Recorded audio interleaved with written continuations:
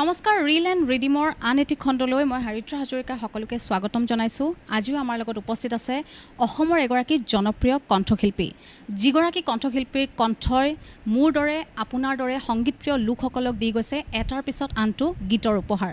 কোন সেইগৰাকী? আহক আমি তেওঁৰ লগত কথা পাতোঁ। আমাৰ সকলোৰে মৰমৰ, সকলোৰে পৰিচিত সীমান্ত শেখৰ দা। পোনপ্ৰথমে আমি আমাৰ অনুষ্ঠানৰ মাজলৈ আপোনাক স্বাগতম জনাইছোঁ। Thank you Haritra. কেনেকুৱা গৈছে আপোনাৰ? মানুহে লকডাউনত খুব ধুনীয়াকৈ খানা বনাইছে, কোনোবাই টিকটক কৰিছে, টিকটক যদিও বা বেণ্ড হ'ল, আৰু লগতে কিছুমানে কি কৰিছে ধৰক নিজৰ ল'ৰা ছোৱালীৰ লগত ব্যস্ত হৈ আছে। আপুনিও যিহেতু আপোনাৰ এটা পৰিয়াল আছে, আপোনাৰ লকডাউনটো কেনেকুৱা গ'ল? ঠিকে চলি আছে লকডাউনটো। আমি সম্পূৰ্ণৰূপে মানি চলিছোঁ লকডাউন।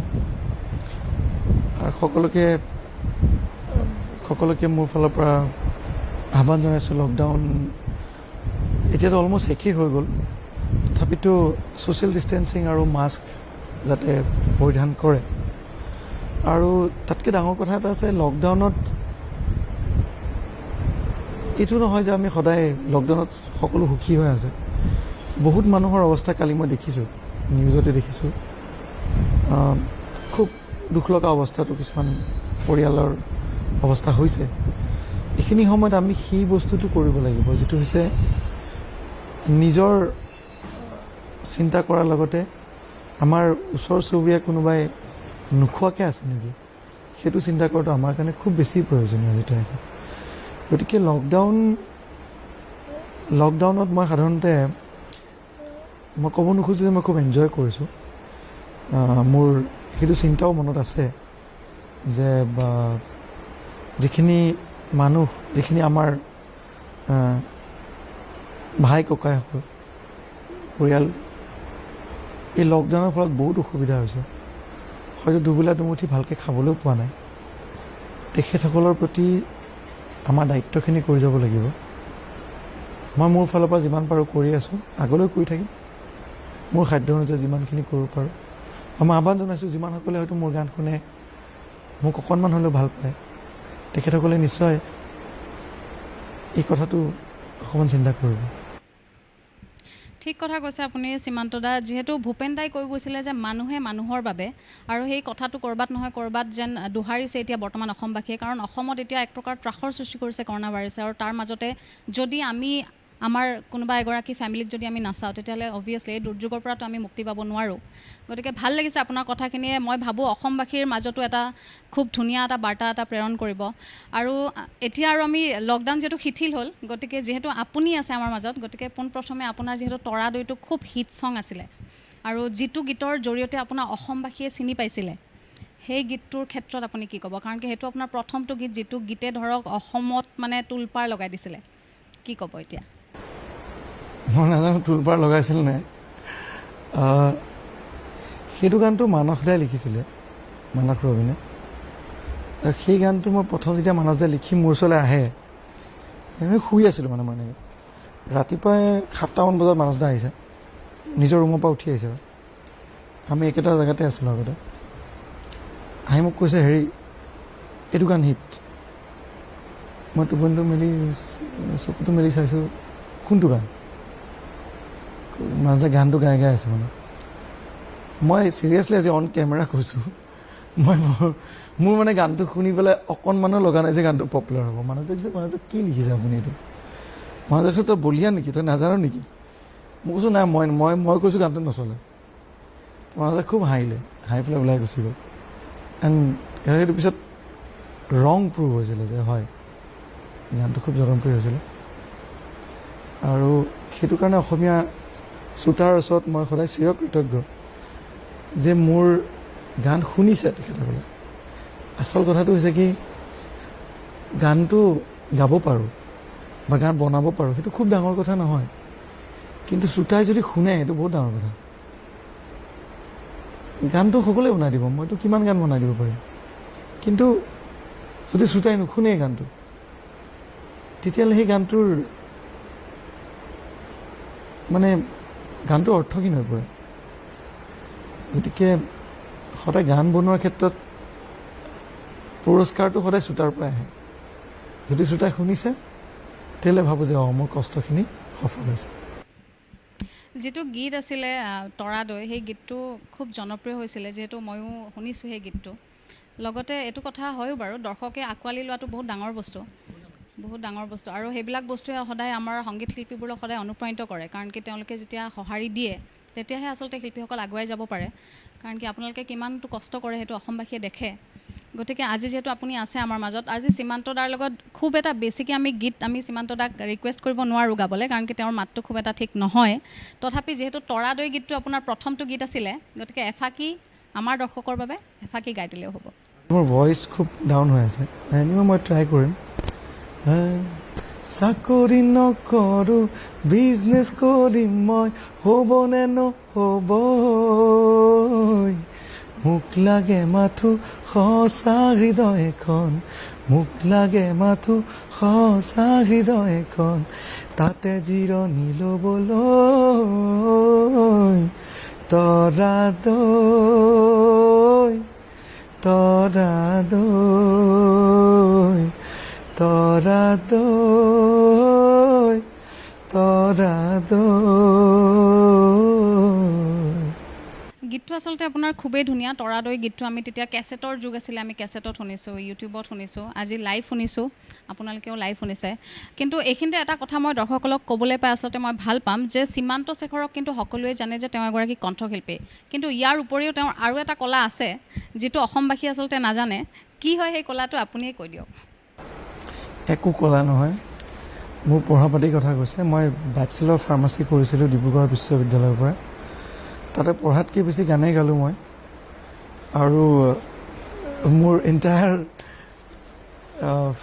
ডিব্ৰুগড় ইউনিভাৰ্চিটিৰ সেইখিনি সময়ৰ বন্ধু বান্ধৱীসকলে মোক খুব ইনস্পায়াৰ কৰিলে। তেখেতসকললৈ মোক খুব ধন্যবাদ, অশেষ ধন্যবাদ। আজি এটলিষ্ট অসমৰ ৰাইজৰ আগত গান গাব পাৰিছোঁ আপোনালোকৰ ইনস্পিৰেশ্যনৰ কাৰণে। এটা সময়ত ডিব্ৰুগড় ৰংঘৰ প্ৰেক্ষাগৃহত গাইছিলোঁ, আজি অসমবাসীৰ সন্মুখত গাওঁ। সেইটো মোৰ কাৰণে খুব ডাঙৰ পুৰস্কাৰ। সিমানখিনি। অসমবাসীয়ে জানে যে কিমান সফল আচলতে, কিমান ছাকচেছফুল লাভ ষ্টৰী হয় প্ৰীতিবা আৰু সীমান্ত দাৰ। গতিকে এই যে ৰিলেশ্যনশ্বিপটো যে ষ্টাৰ্ট হ'ল, এইটো আচলতে কেনেকৈ হ'ল? তাৰমানে হঠাৎকৈ মানে কি হৈ গৈছিল, মানে এনেকুৱা কি? কাৰণ কি আপুনিতো বহুত অভিনেতাৰ সৈতেতো আপুনি কাম কৰে। প্ৰীতিবাক সুকীয়াকৈ আপোনাৰ কি ভাল লাগিলে? তেনেকুৱা নহয় আচলতে বস্তুবোৰ। তেতিয়া মানে আমাৰতো আজি বিয়াৰ 8 বছৰ হৈ গ'ল, অলমষ্ট 9 years হ'বলৈ হৈছে। 9 years মানে বহুত দীঘলীয়া সময়। এতিয়া হৈ গ'ল আৰু বহুত ষ্টৰী ক'ব লাগে ন। মই ইমান ষ্টৰী থাকক বাৰু, এইবোৰ ব্যক্তিগত হৈ থাকক, বহুত কথা হৈ গ'ল। 9 বছৰ পাৰ কৰিলোঁ আৰু গোটেই জীৱনটো পাৰ কৰিবলৈ আছে আমাৰ। মই বিচাৰিছোঁ অসমৰ ৰাইজে দুইটাকে মৰম কৰক, ভাল পাওক দুইটাকে। আৰু যেতিয়ালৈকে অসমৰ ৰাইজৰ আশীৰ্বাদ আছে আমি থাকিম। যেতিয়ালৈকে আশীৰ্বাদ থাকিব, মৰম থাকিব, তেতিয়ালৈকে আকৌ মানে আগবাঢ়ি যাবলৈ বহুত উৎসাহ পাওঁ। সেইটোৱেই। প্ৰীতিবাকো ধৰক অসমবাসীয়ে খুব ধুনীয়াকৈ জানে, তেওঁ খুব ধুনীয়াকৈ কাম কৰি আছে, আপোনাকো জানে। গতিকে প্ৰীতিবাৰ লগত যেতিয়া আপুনি অভিনয় কৰিছিলে, জিলেলে গীতটোত আপোনালোক দুয়োটাৰে অভিনয় আমি চাব পাৰিছিলোঁ। প্ৰথমতে আপুনি খুব ধুনীয়াকৈ চাইকেল মাৰি মাৰি গীতটো বনাইছে, তাৰপিছত হঠাৎকৈ মাৰ্চিডিজ বেঞ্জত আমি দেখিছোঁ গীতটো। গতিকে সেইবোৰৰ অভিজ্ঞতাবোৰ কেনেকুৱা, যেতিয়া প্ৰীতিবাৰ লগত একেলগে একেটা গানতে যেতিয়া অভিনয় কৰিছিলে, কেনেকুৱা তাৰমানে সেই অভিজ্ঞতাবোৰ আচলতে কেনেকুৱা হয়? ভাল, অভিজ্ঞতাবোৰ ভালেই। তাই খুব প্ৰফেচনেল, ভালকৈ কাম কৰে। আৰু মই আচলতে এক্টৰ নহয়, গতিকে সিহঁতে শিকাই থাকে মোক, এনেকৈ কৰিব লাগে, এনেকৈ কৰিব লাগে। শিকি মেলি অলপ শিকিছোঁ আৰু সিহঁতৰ পৰা। অভিজ্ঞতা হিচাপে খুবেই ভাল। গোটেই টীমটোৱে খুব ভাল আছিলে। তাৰপিছত আমি বহুত কাম কৰিছোঁ গোটেইকেইটাতে, আৰু একেটা টীমে কণ্টিনিউ কৰিছোঁ অলমষ্ট আমি। সেইটোৱে আৰু। যিহেতু আপুনি গীত গায়, লগতে আপুনি আপোনাৰ নিজৰ যিটো ডিগ্ৰী সেইটোৰ কথাও আপুনি যিহেতু উল্লেখ কৰিছে, লকডাউনৰ সময়ত আমি শুনিছিলোঁ আপুনি কিবা ছিৰিজৰ ওপৰতো আপুনি কাম কৰি আছে। গতিকে সেইটো আচলতে কেনেকুৱা ধৰণৰ হ'ব, মানে এইটো টেলিভিশ্যন চেনেলৰ জৰিয়তে বা কিবা ৱেব ডিজিটেল? হয়তো আমি অকণমান বেলেগকৈ প্লেনিং কৰিছোঁ। মোৰ লগত এটা খুব ডাঙৰ টীম মোৰ লগত এতিয়া আছে। এইটো আচলতে আজিৰ পৰিকল্পনা নহয়, মই 1 বছৰ হৈ গ'ল পৰিকল্পনাটো। মোৰ এনেও কামবিলাক বহুত ডিলে হয়, বহুত দেৰি হয়।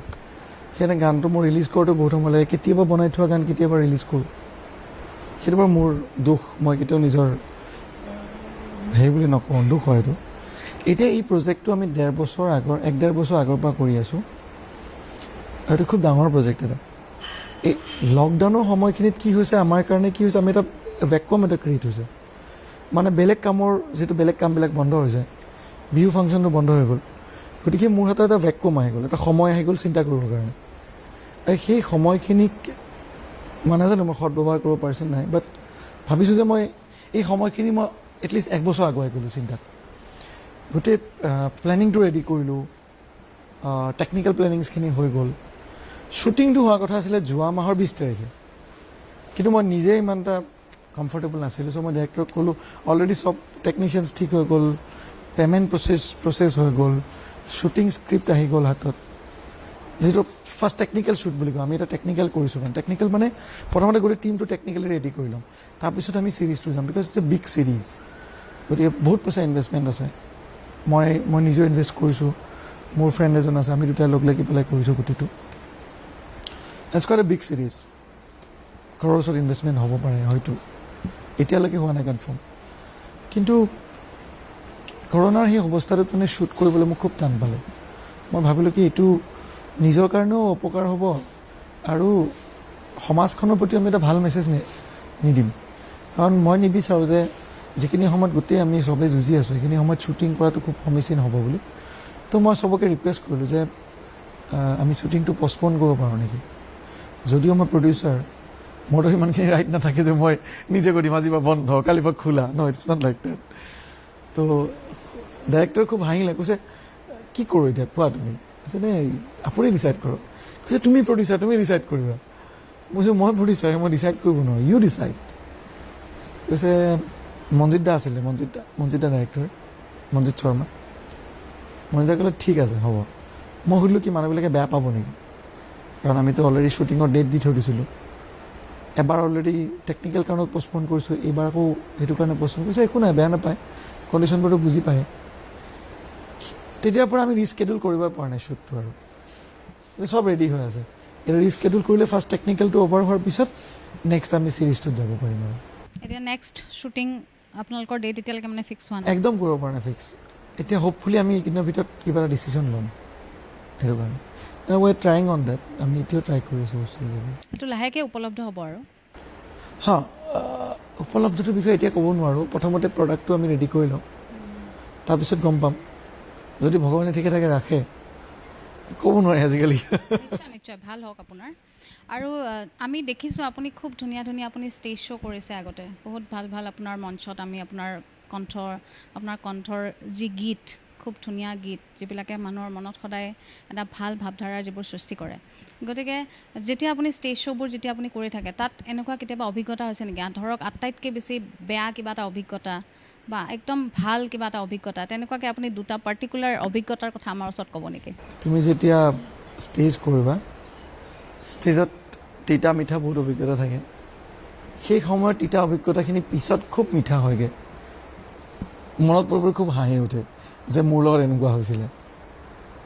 সাধাৰণতে মোৰ কি হয়, তেনেকুৱা বহুত বেয়া অভিজ্ঞতা মোৰ হোৱা নাই চাগে। মই দৰ্শকৰ লগত খুব ইণ্টাৰেক্ট কৰোঁ, বা দৰ্শকৰ মোৰ ওপৰত ইমান ৰুষ্ট হোৱা নাই। এটা অভিজ্ঞতা আছিলে তোমাৰ ডিব্ৰুগড়, এটা অভিজ্ঞতা আছিলে, মই এতিয়াও মনত আছে।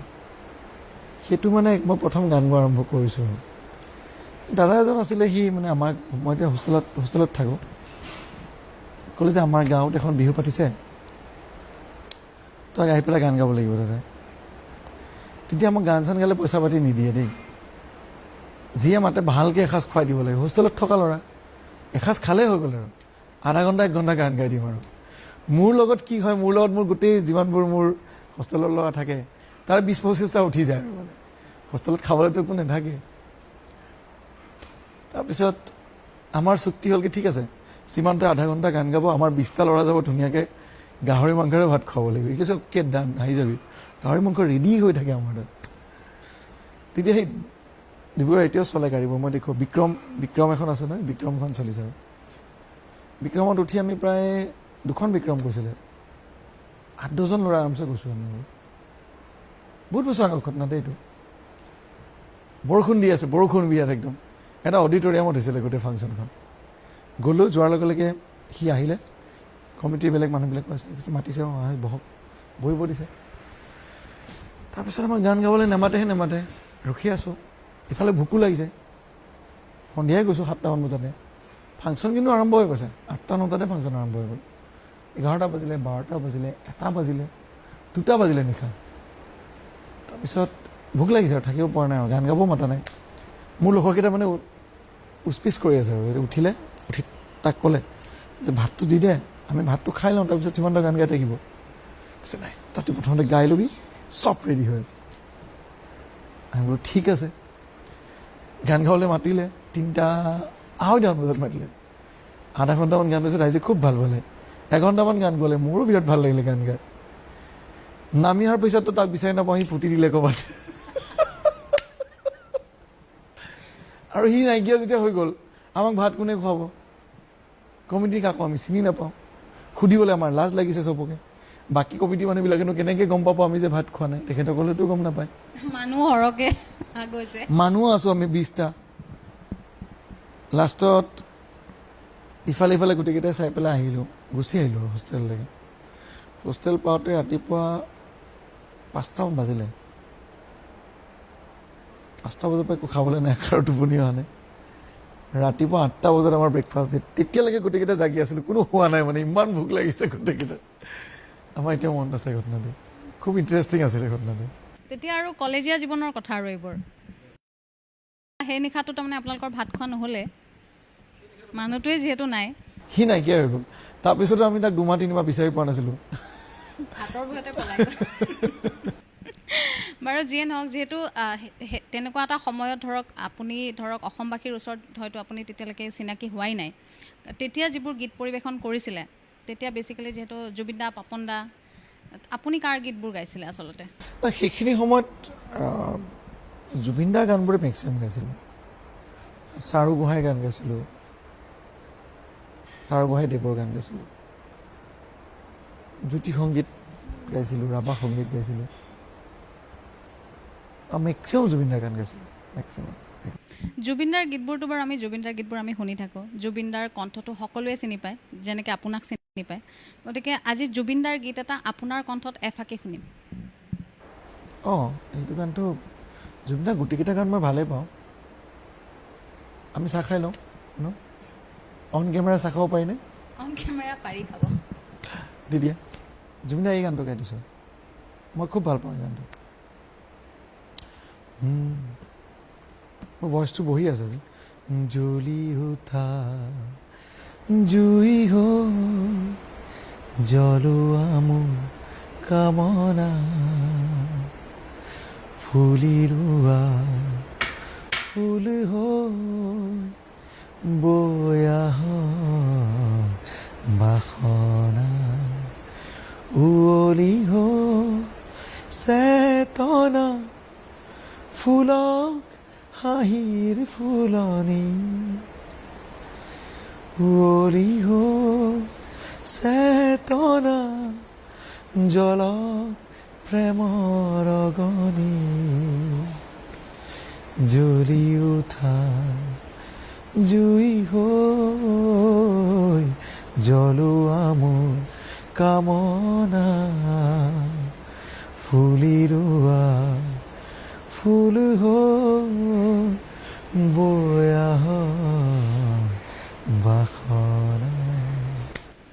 খুব ধুনীয়া আছিলে, খুব ধুনীয়াকৈ আপুনি গীতটো গাইছে। আৰু আপোনাৰ গীতটোত প্ৰকাশ পাইছে যে আপুনি সেইটো কিমান ধুনীয়াকৈ গাইছে, মনৰ পৰা গাইছে গীতটো।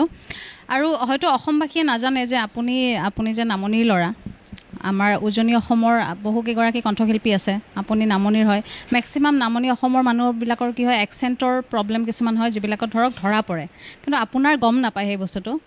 সেইটোৰ আচলতে আঁৰৰ কাহিনীটো কি? চ' প্ৰথমটো মই কথাটো কৈছোঁ, মই এই কনচেপ্টটো একদমেই নামানো। সেইটো হৈছে উজনি আৰু নামনি। আজি হয়তো কোনোবাই বেয়া পাব পাৰে, কিন্তু সঁচা কথা, আমি অলৰেডি নিজকে ডিভাইড কৰিয়ে লৈছোঁ, হয়নে? বিভিন্ন জাতি জনগোষ্ঠীৰ নামত আমি অলৰেডি বেলেগ বেলেগ হ'ব চেষ্টা কৰিছোঁ। এতিয়া উজনি নামনিক আমি কিয় চেষ্টা কৰিম? মোৰ কাৰণে অসমৰ আটাইতকৈ ইম্পৰ্টেণ্ট কথাটো হৈছে আমি গোটেই লগ লাগি এখন অসম। ব্ৰিটিছে আমাক উজনি নামনি কৰিছিলে, আমি কিয় কৰিম? আমি নকৰোঁ। আমি অসমীয়া। প্ৰতিখন ঠাইত বেলেগ বেলেগ হয়। আমি যদি উজনিৰ ফালে যাওঁ, যোৰহাটৰ অসমীয়াটো আৰু শিৱসাগৰৰ অসমীয়াটোৰ মাজত কিমানটো হ'লেও অকণমান ফনেটিক্স মানে উচ্চাৰণটো বা প্ৰকাশ শৈলীটোও বেলেগ বেলেগ হ'ব পাৰে। সেইদিয়া শিৱসাগৰৰ পৰা নলবাৰীৰ ডিষ্টেঞ্চটো বহুত বেছি, গতিকে কি হয় প্ৰকাশ শৈলীটো বেলেগ, কিন্তু হৃদয়ৰ পৰা আমি গোটেইবোৰ এটাই অসমীয়া জাতি, হয়নে? এতিয়া আহোম স্বৰ্গদেউটো কেতিয়াও উজনি অসম নামনি অসম বুলি অসমখন বৰ অসমখন গঢ়া নাছিল। তেখেতেতো কৈছিলে যে বৰ অসম গঢ়িব। এই কথাখিনি খুব গুৰুত্বপূৰ্ণ, শুনিবলৈ খুব তত্ত্বগধুৰ যেন লাগিছে, কিন্তু সঁচা কথা। আমাক পলিটিক্সে ডিভাইড কৰে, কালচাৰে আমাক ইউনাইট কৰে, সংস্কৃতি আমাৰ এটাই। বিহু, ধুবুৰীটো বিহু, শদিয়াটো বিহু।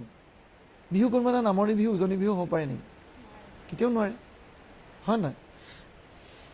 ঠিক আছে, বিহুৰ লগত কি আমি কওঁ যে সোণোৱাল কছাৰীসকলৰ বিহুৰ সুৰটো বেলেগ,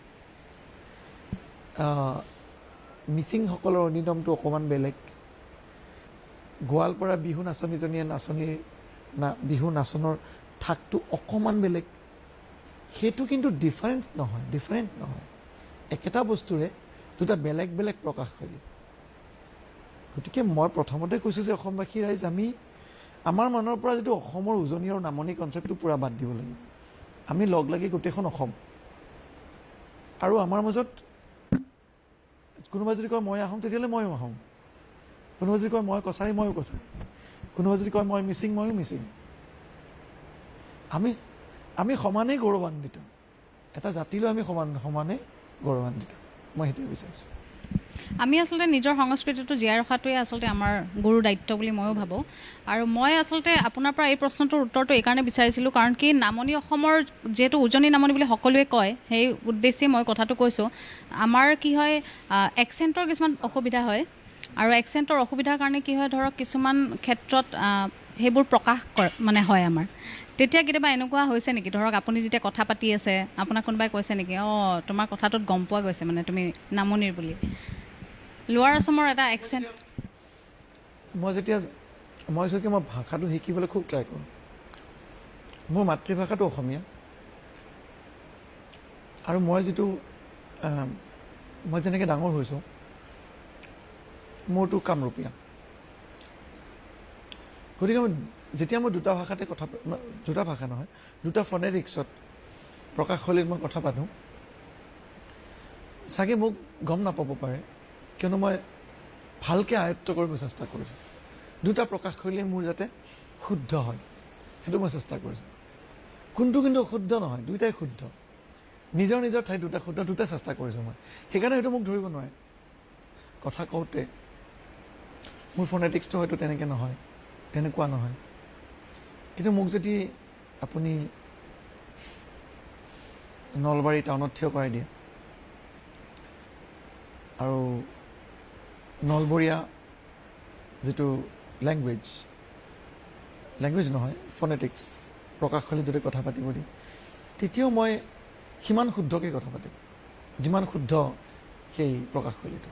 যিহেতু আপোনাৰ লাইফটোৰ ধৰক যদি আমি চাবলৈ যাওঁ, ফেজবোৰ অলপ বেলেগ বেলেগ, কাৰণ কি আপোনাৰ কলেজীয়া দিনত যেতিয়া আপুনি গীত পৰিৱেশন কৰিছিলে, সেইটো এটা বেলেগ ধৰণৰ অভিজ্ঞতা, আৰু এতিয়া আপুনি যিবোৰ গীত গায় সেইটো এটা বেলেগ অভিজ্ঞতা। গতিকে এইটো যিটো জাৰ্ণি হয় আপোনাৰ কলেজীয়া জীৱনৰ পৰা আপুনি গীত গাই তেওঁলোকে যিহেতু আপোনাক অনুপ্ৰাণিত কৰিছিলে, আপোনাৰ বন্ধুবৰ্গৰ যিহেতু নাম আপুনি ইতিমধ্যে উল্লেখ কৰিছে, তাৰপিছত আজি ধৰক আপোনাৰ অসমবাসী প্ৰত্যেকটো অসমৰ বিভিন্ন প্ৰান্তত আপোনাক চিনি পায় মানুহে।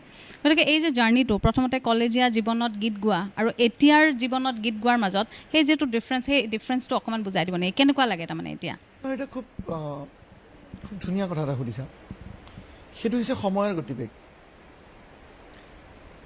যেতিয়া মোৰ বয়স, মই অলমষ্ট 16 বছৰমানৰ পৰা আৰম্ভ কৰিছোঁ। মোৰ বয়স যেতিয়া 25 আছিলে, তেতিয়া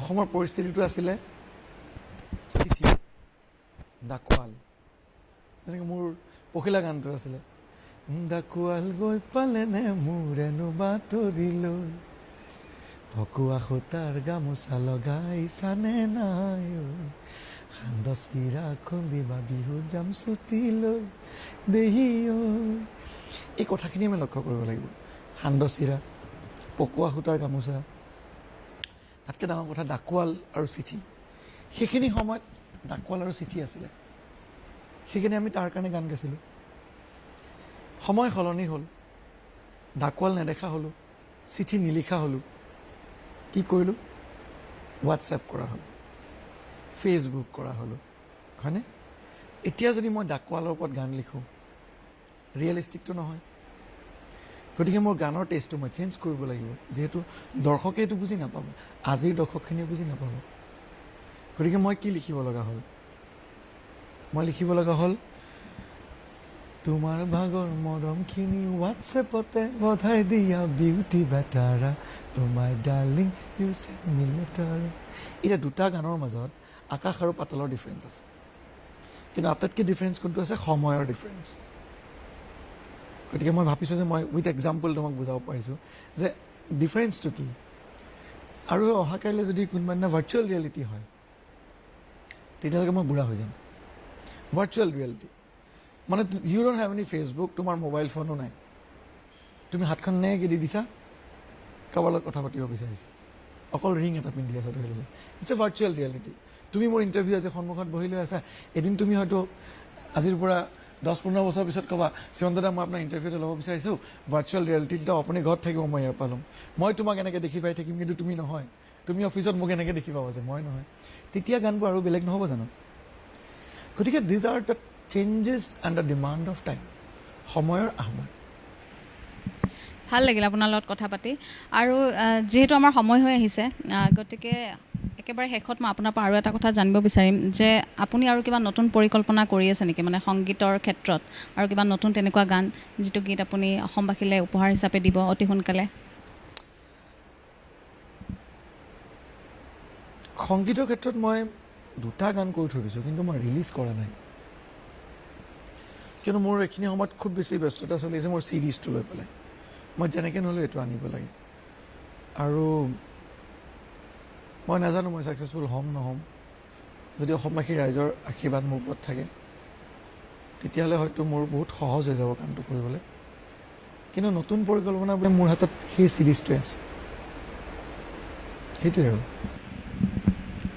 ঠিক আছে বাৰু আপুনি যিটো ছিৰিজ আপুনি হাতত তুলি লৈছে আৰু লগতে যিহেতু আপুনি কৈছে যে আপুনি দুটা গান কৰি থৈ দিছে কিন্তু সেইটো হয়তো ৰিলিজ হোৱা নাই যিহেতু কৰোণা মহামাৰী ইতিমধ্যে এক প্ৰকাৰ ত্ৰাসৰ সৃষ্টি কৰিছে আৰু তাৰ মাজতে আমাৰ সংগীত শিল্পীসকলৰ যিবোৰ কাম সেইবোৰ ক'ৰবাত নহয় ক'ৰবাত স্তব্ধ হৈ গৈছে বিভিন্ন জেগাত যদি চাবলৈ যাওঁ বিভিন্ন মানুহৰ চাকৰি গৈছে কাৰোবাৰ কিছুমানে দিশহাৰা হৈছে কিছুমান বহুত বিভিন্ন ধৰণৰ অসুবিধাৰ তেওঁলোক সন্মুখীন হৈছে গতিকে আপুনি আগুৱাই যাওক আমি সেয়াই কামনা কৰিছোঁ আৰু এয়া আছিলে আজি ৰিল এণ্ড ৰিডিমৰ আনটি খণ্ড য'ত আমাৰ লগত উপস্থিত আছিলে সীমান্ত শেখৰ দা আপোনাক আকৌ এবাৰ ধন্যবাদ জ্ঞাপন কৰিছোঁ ইমান ব্যস্ত আপুনি আমি জানো তাৰ মাজতো যিহেতু আমাক এনেদৰে সময় দিছে তাৰ বাবে আমি কৃতজ্ঞ আপোনাৰ ওচৰত আৰু পুনৰবাৰ আহিম আন এগৰাকী শিল্পীৰ সৈতে তেতিয়ালৈ চাই থাকিব মাই নিউজ নৰ্থ ইষ্ট